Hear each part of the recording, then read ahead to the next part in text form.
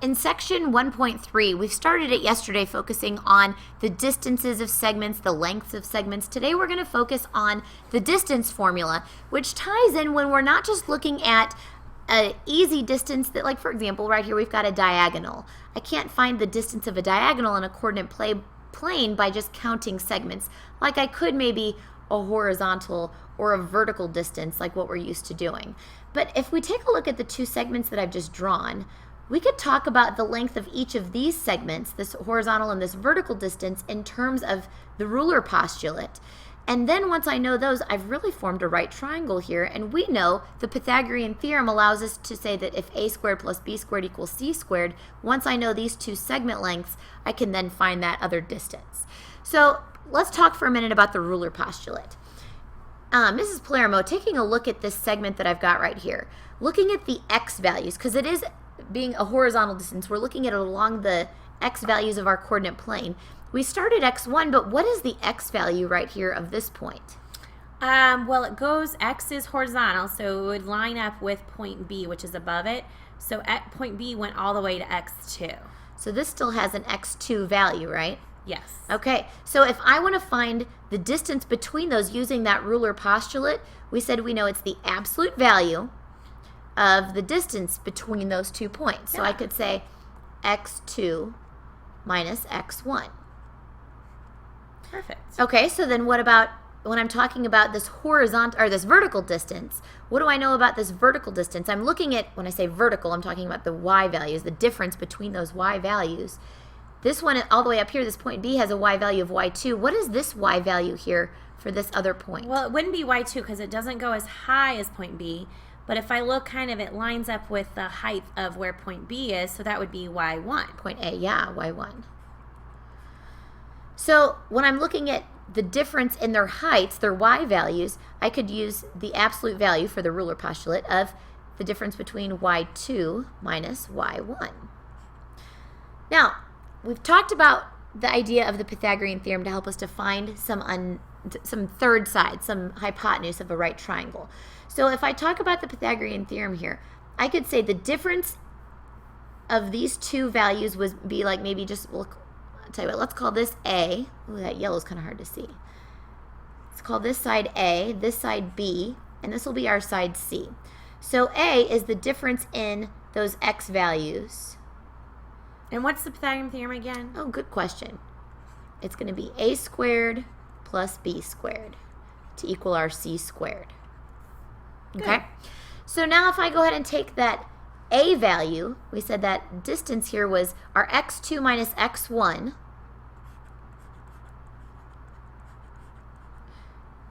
That absolute value quantity squared. Now what happens when I square a number?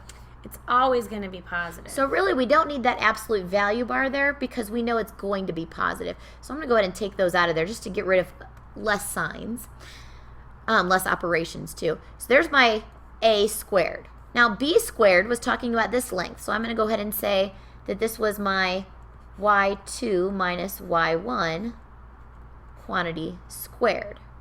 So again, I don't need the absolute value because I'm squaring it. It's going to become positive. That should equal my c squared. This right here is just the Pythagorean theorem, which you guys have done since middle school. The only difference between that and the distance formula is I want to know what just c is. So to get c by itself, to get rid of a square, we take the square root of both sides.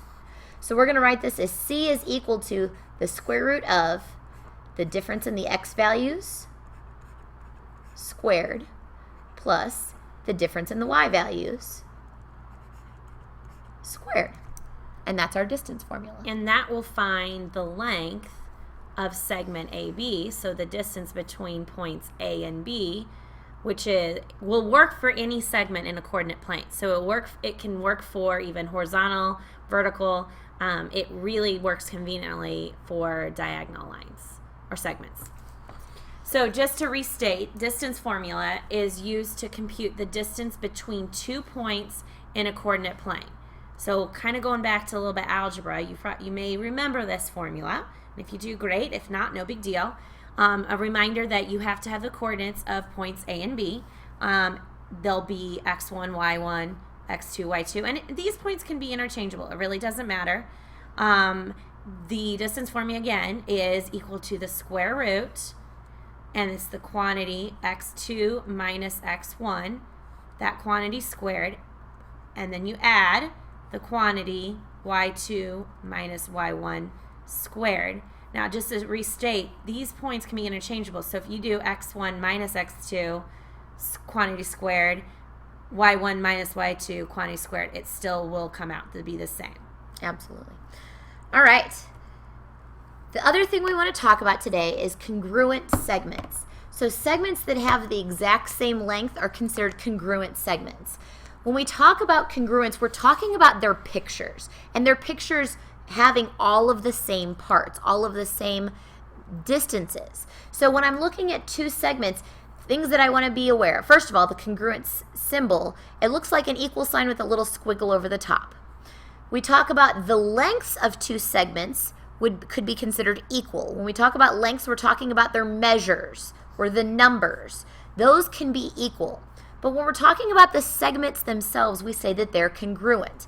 We're talking about the pictures. The pictures are the same. They have the same measures, the same distance between those points.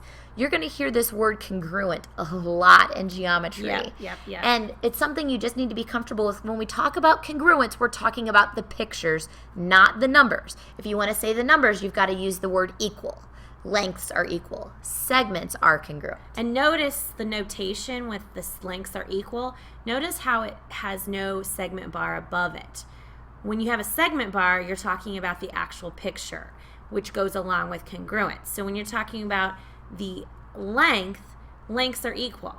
You're talking about the numbers. Where segments are congruent, you have the segment bars. You're talking about the physical actual segment. I know it sounds kind of like the same thing, because congruent means equal. Equal means congruent. They are interchangeable. It's just kind of a picky notation thing that we're going to get comfortable with. We're going to use a lot this particular course. You're going to find that in geometry, the notation is really key of knowing what you're talking about. So making sure that we know that the measures are equal, the segments are congruent.